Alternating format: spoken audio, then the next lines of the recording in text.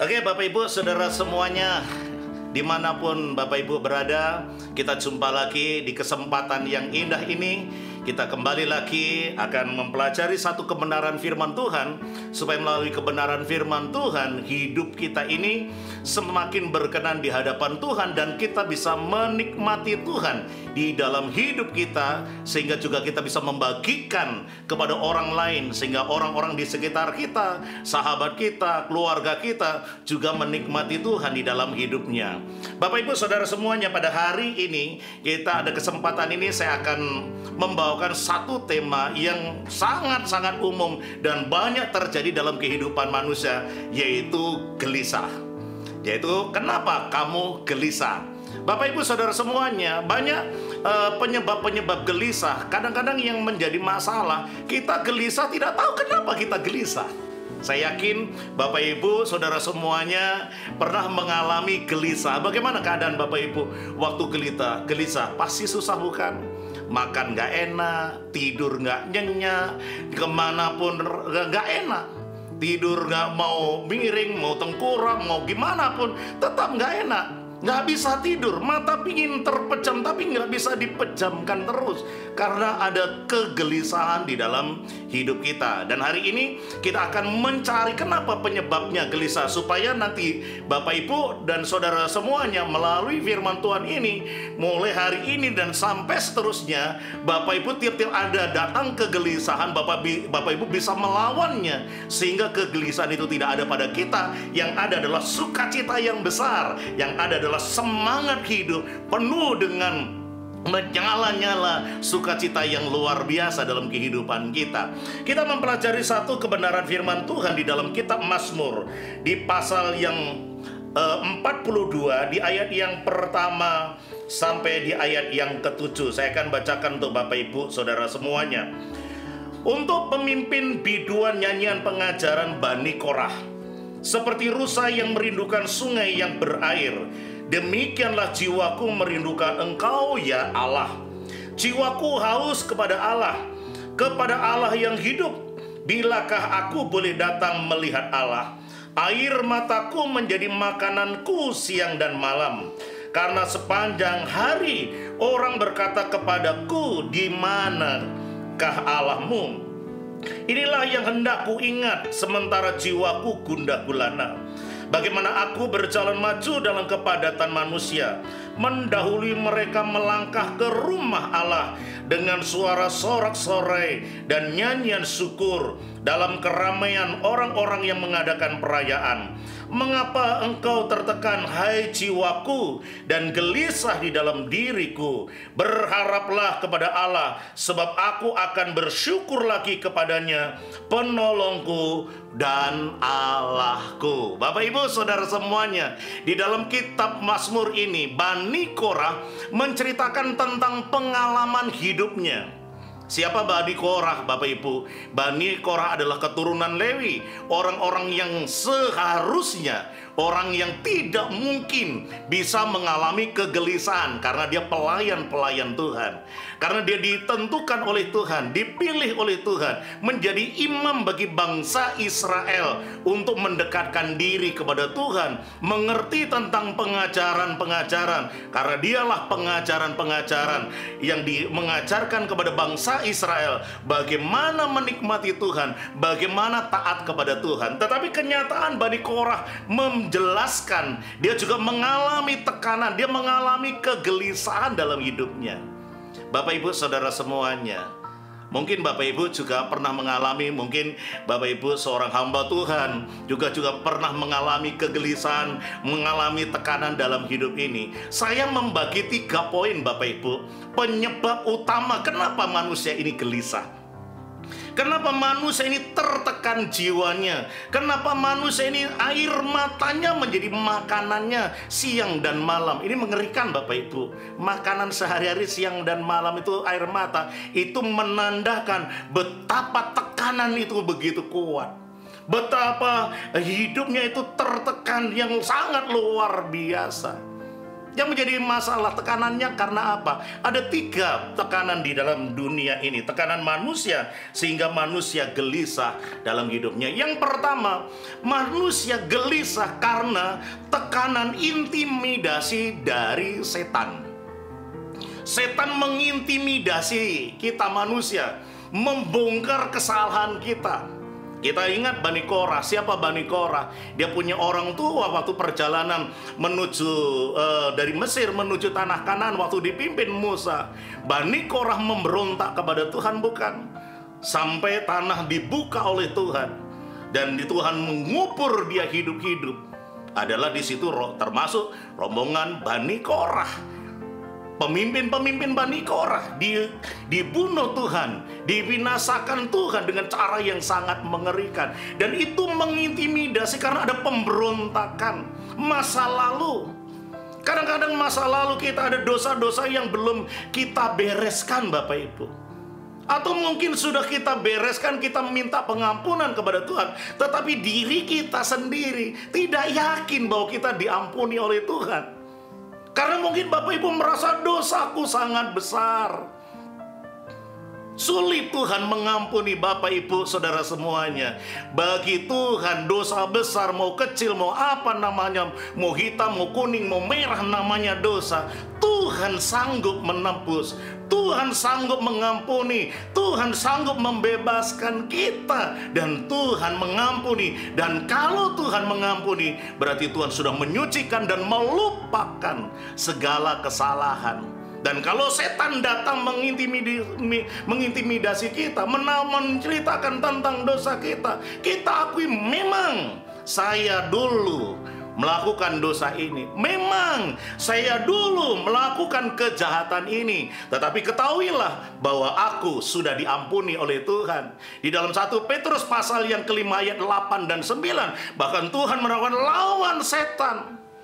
Dia mengaum-ngaum seperti singa, dia mengintimidasi. Lawan, jangan biarkan Bapak Ibu. Lawan dengan apa? Lawan dengan firman Tuhan. Lawan dengan apa? Lawan dengan iman kita kepada Tuhan, bahwa Tuhan sudah mengampuni kita dan Tuhan sudah melupakan dosa-dosa kita. Jadi tidak ada yang mengintimidasi. Kalau kita biarkan terus tekanan dari setan, kalau jiwa kita tertekan terus Bapak Ibu, kita bisa jadi penyakit.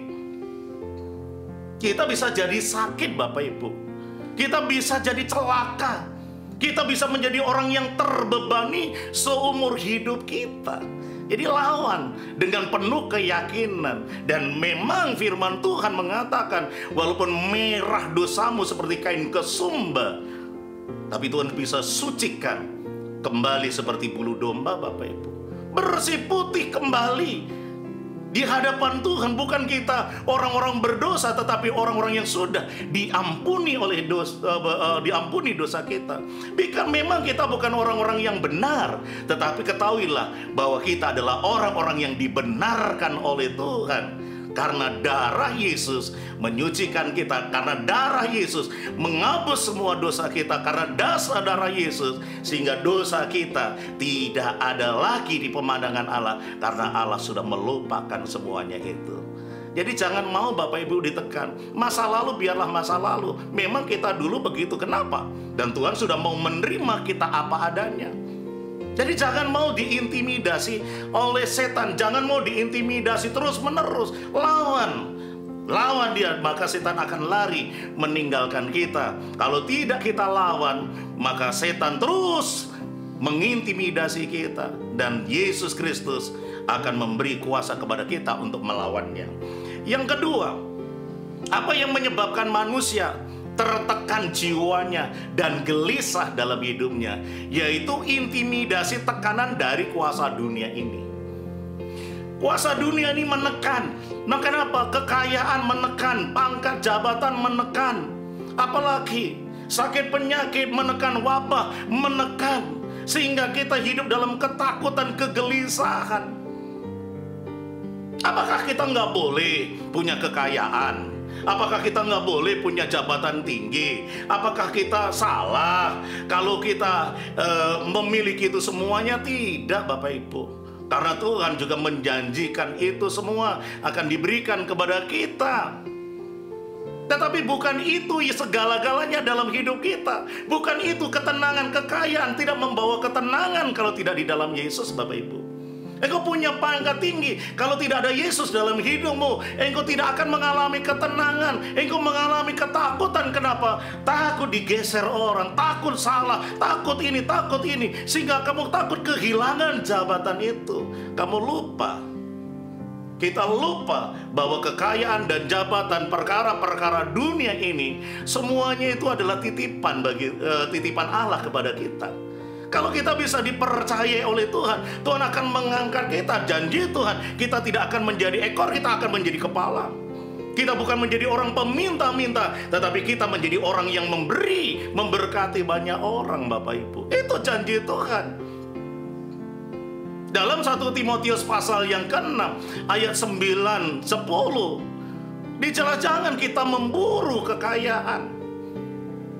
Karena kekayaanlah membawa kita jatuh dalam berbagai-bagai kesusahan. Nggak usah memburu, Bapak Ibu. Santai saja. Tuhan akan memberkati kita kok waktu kita tidur.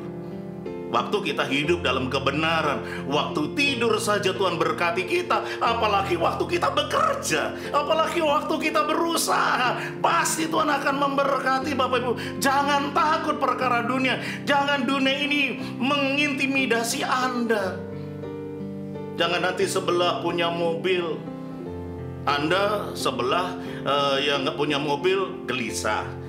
Yang punya mobil, yang baru punya mobil, dia tidur nyenyak, Anda gelisah. Kan lucu. Sebelah pangkatnya naik, kalian gelisah. Kenapa suami sebelah itu naik pangkatnya, kenapa kamu enggak? Kamu gelisah. Yang sana yang naik pangkat, dia tenang-tenang saja. Satu hari, Bapak Ibu, waktu kami merintis di satu pelayanan di satu desa, namanya Desa Sampun. Secara dunia kami hidup pas-pasan. Bukan pas-pasan, ya secara dunia kekurangan. Sewa rumah kecil, yang kami sewa itu 5 kali 10. Sudah kami sekat jadi kamar. Satu kamar sisanya untuk tempat ibadah. Saya nggak punya TV, nggak punya radio. Apalagi kendaraan, Bapak nggak punya. Sebelah rumahku punya TV, punya radio, punya mobil. Saya nggak gelisah. Saya bisa nonton ke sebelah. Waktu saya nonton ke rumah sebelah, saya dikasih minum gratis. Saya dikasih pisang goreng gratis. Saya menikmati, Bapak Ibu. Ada sebelah kami punya TV. Dia kadang-kadang berlomba, yang satu tipnya lagunya indie, ya satu dangdut. Saya tergantung. Kalau ingin dangdut tinggal tengokkan aja telinganya, arahkan ke dangdut. Kalau ada ingin dengar lagu indie, arahkan saja ke sebelah yang indie. Kan sama, mereka yang mereka dengar dan saya yang dengar kan sama. Saya nggak mau tertekan dengan perkara-perkara dunia ini. Karena kami menikmati apa yang Tuhan percayakan sekarang ini. Jadi Bapak Ibu, nikmatilah apa yang Tuhan berikan pada hari ini. Syukurilah yang Tuhan berikan pada hari ini. Mungkin pangkatmu belum tinggi, mungkin kekayaanmu belum banyak, tapi syukuri. Yang jadi masalah, kenapa? Yang ada saja kita tidak menikmati. Yang ada yang Tuhan berikan gak kita nikmati, kita gak syukuri, mau minta yang lain, nanti ditaruh yang lain, Anda pun tidak akan bisa menikmati. Apa artinya, Bapak Ibu, Anda memiliki dunia ini kalau Anda gak menikmati? Gak ada artinya. Walaupun Anda gak memiliki, kita hanya memiliki sebagian saja. Mungkin sebagian pun sebagian kecil, tetapi kalau kita bisa menikmati, kita bisa tidur nyenyak, kita bisa makan nikmat, kita bisa sukacita. Kenapa? Karena kita bisa menikmati. Hari-hari ini banyak orang tidak menikmati perkara-perkara yang Tuhan berikan dalam hidupnya. Dia mencari yang lain, dia gelisah, dia memburu yang lain, dia memburu. Akhirnya sudah tua, dia tidak bisa menikmati semua yang Tuhan berikan. Orang lain yang menikmati. Kita bisa bangun villa, kita punya villa banyak. Orang lain yang nginap, orang pembantu yang menikmati. Mungkin kita di rumah kita besar, kita punya pembantu 10 mungkin, masak bermacam-macam makanan. Yang menikmati siapa pembantu, yang menikmati orang lain. Kita hanya lihat-lihat saja karena ada penyakit gulanya, nggak boleh minum yang manis-manis. Darahnya tinggi, nggak boleh makan daging lagi. Apa yang boleh dimakan? Ubi rebus, air putih saja. Apa artinya masak banyak, begitu banyak berkat Tuhan, tapi kita nggak bisa menikmati. Mungkin kita punya mobil banyak, tetapi sopir kita dan pembantu kita yang menikmati karena dia pergi belanja, sopir dengan pembantu. Anda di rumah saja karena apa? Karena stroke. Nggak bisa menikmati, orang lain menikmati. Jadi jangan dunia ini mau tekan firman Tuhan, cukuplah. Kalau ada makanan dan pakaian, cukuplah itu. Dan aku yakin Bapak Ibu yang mendengar firman Tuhan ini, tidak ada satupun tentang kekurangan tentang makanan. Coba Bapak Ibu lihat di dapur Bapak Ibu. Pasti Bapak Ibu kelimpahan, beras masih ada, garam masih ada kan? Mungkin ada kecap manis di situ, mungkin ada cabai. Yang bisa kita, mungkin ada ikan teri atau tahu tempe. Bukankah hari ini, untuk besok masih cukup? Bukankah itu berkelimpahan? Yesus mengajari, berilah kepada kami hari ini makanan kami secukupnya. Dan Bapak Ibu sudah memiliki semuanya, bahkan lebih untuk besok. Berarti apa yang harus kita lakukan? Bersyukur kepada Tuhan. Nikmati saja apa yang Tuhan berikan itu. Aku yakin Bapak Ibu punya pakaian banyak. Walaupun Anda punya pakaian berlemari-lemari. Berlemari-lemari itu artinya lebih daripada satu lemari, pakaian semua. Tapi Bapak Ibu kalau keluar dari rumah, berapa pakaian yang Bapak Ibu pakai? Kan satu pasang cuma. Coba kalau Bapak Ibu pakai 5 pasang, apa kata orang? Orang gila itu. Mungkin Bapak Ibu punya sepatu banyak, tapi yang Bapak Ibu pakai kalau keluar rumah, berapa sepatu? Satu pasang, itu pun kiri kanan. Gak ada yang kanan-kanan dan kiri-kiri. Yang lain tinggal. Jadi nikmati Anda. Jangan perkara-perkara dunia ini menekan Anda. Ibu-ibu yang kadang-kadang yang sulit ini, udah punya tas 5 masih kurang. Padahal kalau dia ke pekan atau dia shopping kemana-mana, hanya satu tas yang dibawa. Coba ada ibu-ibu bawa tas 2, kiri kanan bawa tas. Apa dikira? Wah, itu pembantu itu yang bawa kiri kanan. Satu aja yang kita pakai. Nikmati Bapak Ibu. Jangan perkara-perkara dunia ini menekan Anda, membuat Anda tidak tenang, membuat Anda ketakutan, membuat Anda tertekan, sehingga air matamu menjadi makananmu sehari-hari. Tapi cukupkanlah, syukurilah dengan apa yang Tuhan berikan hari ini untukmu. Amin. Pasti Bapak Ibu sukacita, Bapak Ibu punya semangat, punya gairah hidup ini. Jadi bukan lemah lesu, apalagi lemah gemulai dan seterusnya. Aduh, kenapa hidup sekali ini Anda dipenuhi dengan ketakutan, dipenuhi dengan kegelisahan, dipenuhi dengan tekanan-tekanan? Bebaskan hidupmu. Hidup menurut firman Tuhan. Cukupkan menurut firman Tuhan. Syukuri yang Tuhan percayakan dalam hidupmu.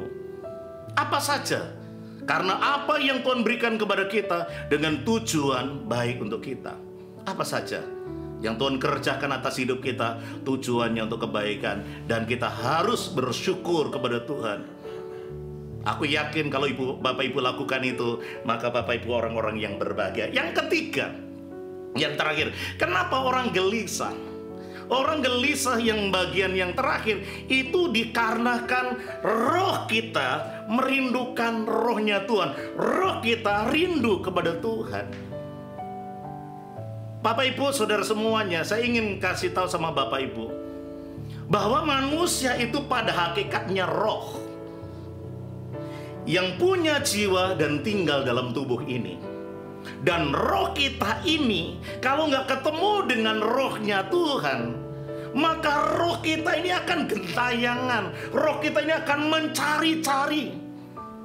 Makanya orang-orang tua kita dulu yang belum punya agama, belum mengenal Tuhan, rohnya gelisah, dia mencari apa? Ada batu besar, dia cari, dia sembahyang di situ, dia menaruh sesaji di situ, menghadirkan roh.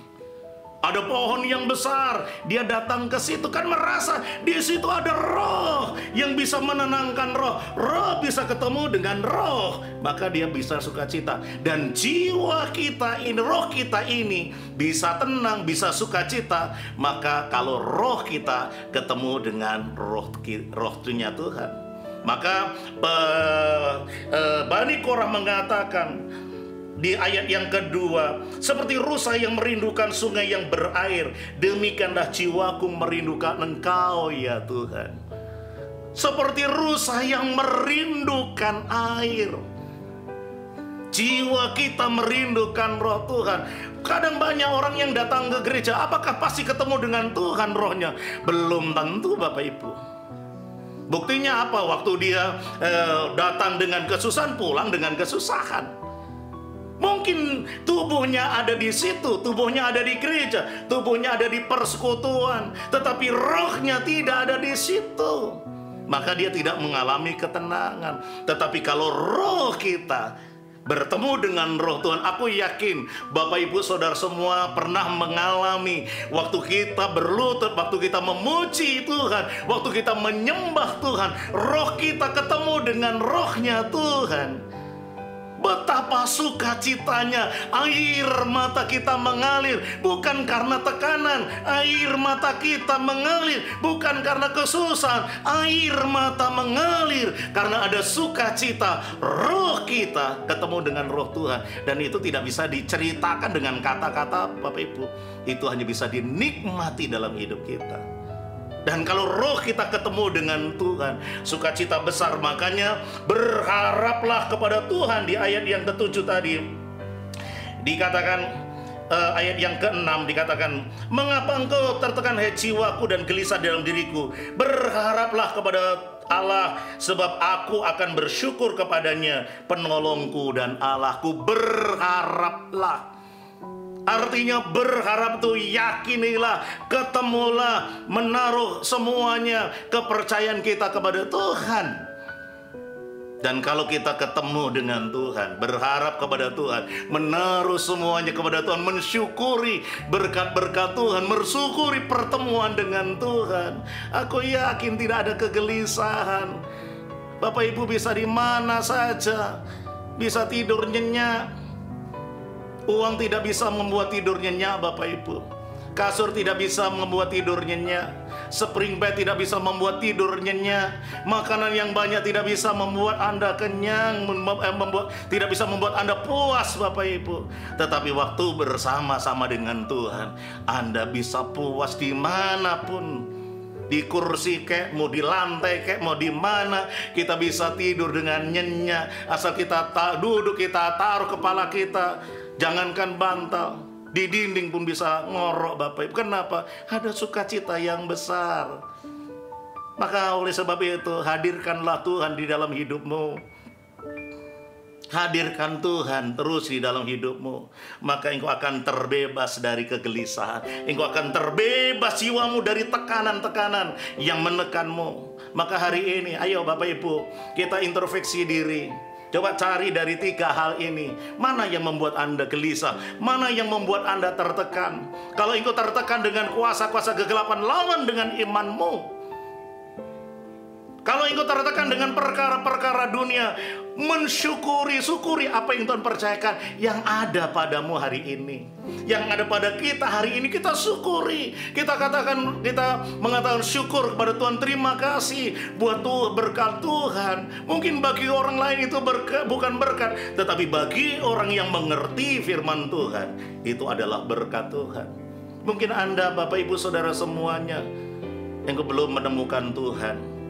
Memang engkau ada di gereja, mungkin Anda pelayan-pelayan Tuhan yang sering melayani Tuhan, sering bersekutu dengan Tuhan, tetapi engkau tidak menikmati Tuhan dalam hidupmu. Mungkin hidupmu dipenuhi dengan kepura-puraan, kemunafikan, padahal engkau sendiri tidak menemukan Tuhan. Bukalah hatimu, persiapkanlah hatimu.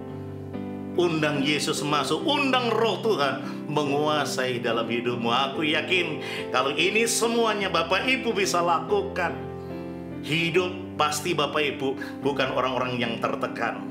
Wajah-wajah ibu bukan wajah-wajah orang yang tertekan, tetapi wajah-wajah yang penuh dengan semangat, wajah yang diberkati Tuhan, wajah-wajah yang penuh dengan kemuliaan Tuhan. Maka hari ini ayo saya undang kembali Bapak Ibu, mari kembali kepada Tuhan. Sebab kalau Anda dengan kembali dengan Tuhan, maka Anda punya kemampuan untuk melawan setan. Waktu Anda bersama-sama dengan Tuhan Yesus, maka Anda punya kemampuan untuk bersyukur kepada Tuhan, untuk menikmati berkat-berkat Tuhan, menikmati apa yang Tuhan percayakan dalam hidup Bapak Ibu Saudara semuanya. Puji Tuhan, Tuhan memberkati kita semuanya. Shalom, haleluya. Kabarkan Injilnya, selamatkan jiwa. God bless you.